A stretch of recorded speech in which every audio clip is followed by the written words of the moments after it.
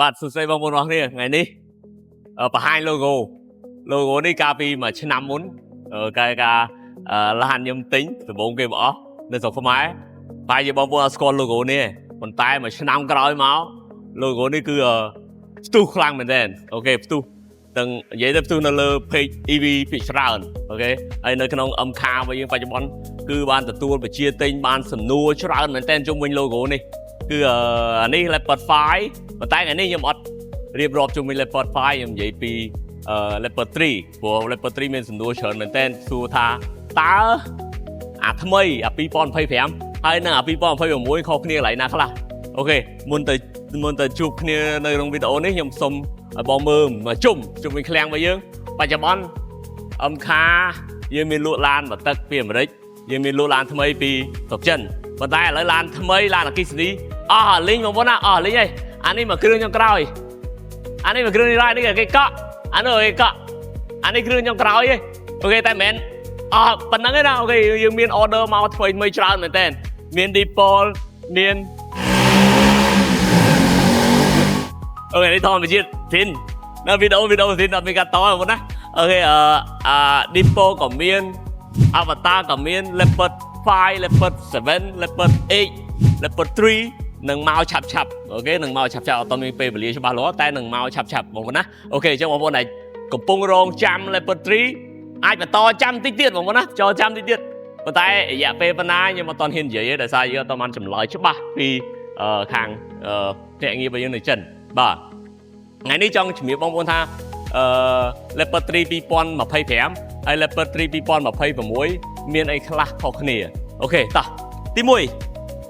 Leopard 3មក Leopard នេះអត់ថាខ្ញុំអត់មាន Leopard ប្រាប់ទេគឺមានរូបភាព background Leopard 5នេះបងប្អូនណាអូខេទី1 battery ណាអាគុយទំហំអាគុយ Leopard 3ស៊េរីថ្មីគឺធំជាងមុនបងប្អូនណាធំជាងមុនធំរហូតដល់អាមុនអាចាស់យើងជិះបានតែ501គីឡូទេតែថ្មីជិះបានដល់រហូតដល់620គីឡូបាទ620គីឡូម៉ែត្រអញ្ចឹងបងប្អូនដែលមានអារម្មណ៍ទើសចិត្តជាមួយ Leopard 3ច្រើនមែនតើLeopard 3ហ្នឹងជិះបានគីឡូតិចប៉ុន្តែអាថ្មីនេះគឺជិះបានដល់620គីឡូបាទហើយទំហំថ្មវាជាក់ស្ដែងគឺអា Leopard 3កាលពីមុនមានតែ65គីឡូវ៉ាត់ម៉ោងទេបងប្អូនណាតែឥឡូវគេតម្លើងដល់ទៅ75.6គីឡូវ៉ាត់ម៉ោងអញ្ចឹង75.6គីឡូវ៉ាត់ម៉ោងគឺធំថ្មធំអញ្ចឹងថ្មធំធម្មតាតម្លៃប្រហែលជាឡើងថ្លៃទេបងប្អូនណាហើយបើតាមខ្ញុំស្មានប្រហែលខុសតែ1000អីទេ$1000ទេពីអ្វីដែលយើង order ពីមុនអញ្ចឹងបងប្អូនរងចាំបន្តិចណាអ្នកដែលកំពុងLeopard 3ជីបានឆ្ងាយនឹងចាំបន្តិចគឺបានអាថ្មីមកថ្មធំជីបានឆ្ងាយជាងមុននៅទី2ដោយសារថ្មវាធំអូខេថ្មធំLeopard ក៏អត់ទុកថ្មចោលដែរក៏តម្លើងកម្លាំងម៉ូទ័រកាលពីមុនអាប៉ុងមួយយើងជិះបានតែសំទោស218 horsepower ទេប៉ុន្តែអាថ្មីនេះជិះបានរហូតដល់កម្លាំងរហូតដល់326 horsepower អញ្ចឹងខុសគ្នាចង់100ជាង horsepower ចំពោះអាប៉ុងមួយបងប្អូនណាហើយអាប៉ុង2យើងមិននិយាយទេប៉ុង2កាលពីមុនដល់នេះអី4.8 second រត់ក្នុង100គីឡូបងប្អូនណាអូខេពី0ទៅ100 4.8 second អូខេអាថ្មីរត់តែលឿនបងប្អូនប៉ុង2កាលពីមុនកម្លាំងអាប៉ុង2តែ422 horsepower ទេណា422សេះកម្លាំងសេះបងប្អូនឥឡូវអាប៉ុង2ហ្នឹងកម្លាំងវារហូតដល់510សេះអញ្ចឹងបើប្រៀបធៀបមួយ RX 330ប្រៀបធៀបមួយ Highlander យើងជំនាន់មុនគឺកម្លាំងវាខ្លាំងជាង2ដងបងប្អូនណាកម្លាំងខ្លាំងជាងអញ្ចឹងជន់មកស្រឡាញ់ឯងបងប្អូនណាត្រូវការកម្លាំងត្រូវការ performance គឺ Leopard អត់ធ្វើបងប្អូនខកចិត្តទេបងប្អូនណាអូខេចំណុចទី3ដោយសារLeopard 3កាលពីមុនមានដបូលបើកបងប្អូនណាដបូលបើកបានណាតែចំណុចខ្វះខាតអាថ្មីនេះគឺលែងប្រើដបូលបើកគឺចប់ប៉ុន្តែមាន sunshade ណាអាបាំងថ្ងៃ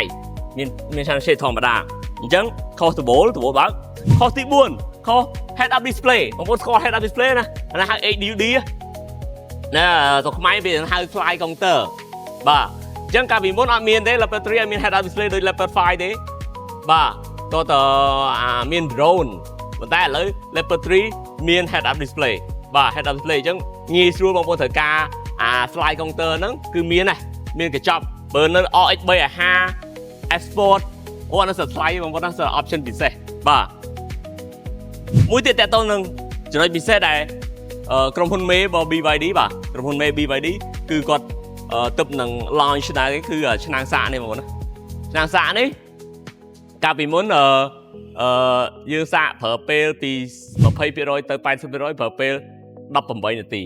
លើ Leopard 3 បាទតែ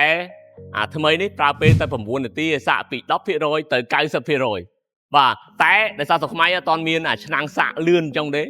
អូខេជិះប្រហែលប្រើឆ្នាំងសាកធម្មតាចំណាយពេលធម្មតាប៉ុន្តែបើនៅស្រុកចិនគឺឆាច់លឿនមែនតើតែ 9 នាទីទេ9សាកពី 10% ទៅ 90% បាទមួយទៀត Leopard 3 កាលពីមុនបែងចែកថាអូខេចំណុចទី6ណាបងប្អូនណាកាលពីមុន Leopard 3 បែងចែកsuspension តោះតែយើងទិញUltra Edition បានបូមទុនរឹងបងប្អូនណាយើងសេរីបូមទុនរឹងបានតែឥឡូវនេះ Leopard 3 ឡើងខ្វល់បូមទុនរឹងបូមធម្មតាគឺដាក់បូមទុនរឹងទាំងអស់ហ្មងបាទអញ្ចឹងបងប្អូនដែលទិញMac ក៏បានដែរជឿថា Mac Leopard 3 កាលពីមុនអត់មានបូមទុនរឹងទេប៉ុន្តែឥឡូវមានតែមួយ option នេះគឺពង1ពង2អញ្ចឹងអ្នកទិញពង1ក៏បានបូមទុនរឹងដែរបាទអរគុណហ្នឹងហើយមួយទៀតទី7គឺ Leopard 3 ឥឡូវមាន LiDAR support បងប្អូនប្រហែលជាឃើញLiDAR អីគេ LiDAR នោះគឺផ្នែក3ដំបូលដែលមានផ្នែកមានដូចផ្នែក3នៅកណ្ដាលហ្នឹងគឺដំបូលហ្នឹងគឺប្រើសម្រាប់យើងបើកខ្លួនឯងអូខេបើកឡានបើកខ្លួនឯងបានតែដូចអត់សូវចាំបាច់ប៉ុន្តែអាហ្នឹងត្រូវថែមលុយច្រើនទៀតណាប្រហែលជាជាង $1,500 អូខេគិតជា RMB វាថែឲ្យយើងថែម $9,900 RMB ណាគឺ $9,900 យួនចឹងគិតជាដុល្លារយើងប្រហែលជា $1,000 ទៅ $1,400 ទៅ $1,500 បាទចំណុចទីបញ្ចប់ដែលយើងឃើញទី8បាទទី8 Leopard 3 បច្ចុប្បន្នកាលពីមុនមានតែ2ពណ៌ខាងក្នុងឥឡូវមាន3ជម្រើសឲ្យបងប្អូននៅខាងក្នុងមាន3ជម្រើសមានសខ្មៅដូចគ្នាប៉ុន្តែមានខ្មៅពុកសសពុកខ្មៅអញ្ចឹងបងប្អូនកំពុងរងចាំ Leopard 3 អាច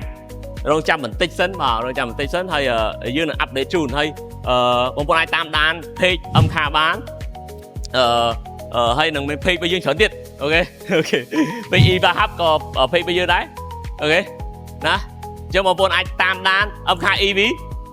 ក៏ page របស់យើងដែរអញ្ចឹងអាចតាមដាននៅ page របស់យើងពេលដែលព័ត៌មានថ្មីចេញភ្លាមគឺយើងនឹងថតឲ្យបងប្អូនហើយធានាតម្លៃជូនប្រកួតប្រជែងជាមួយទីផ្សារបច្ចុប្បន្នហើយនឹងមានទីតាំងច្បាស់លាស់បងប្អូនត្រូវការទីតាំងច្បាស់លាស់មានទីច្បាំងច្បាស់លាស់មាន service ច្បាស់លាស់អូខេ service របស់យើងគឺមានគ្រប់កន្លែងមកមាននឹងដូរប្រេងខ្លួនឯងអូខេហើយservice ខ្លួនឯងអូខេហើយក៏មានដៃគូអូខេដៃគូចិនរបស់យើងអ្នកងារចិនហ្មងគឺដៃគូរបស់យើងគឺសហការគ្នារាប់ឆ្នាំហើយបងប្អូនណាអញ្ចឹងអាចជឿចិត្តទុកចិត្តបានហើយតម្លៃពិសេសមែនតើបងប្អូនណាធានាជូនបានអូខេតម្លៃគឺពិសេសអរគុណបងប្អូនអរគុណមែនតើចំពោះបងប្អូនដែលតែងតែ like តែងតែ subscribe អូខេហើយ share វីដេអូនេះបន្តជូនបងប្អូនដទៃទៀតអូខេអត់មានអីក្រៅពីលើកដៃអរគុណបងប្អូនដែលកន្លងមកតែងតែតាមដានវីដេអូខ្ញុំហើយមួយរយៈក្រោយនេះបានចេញវីដេអូច្រើន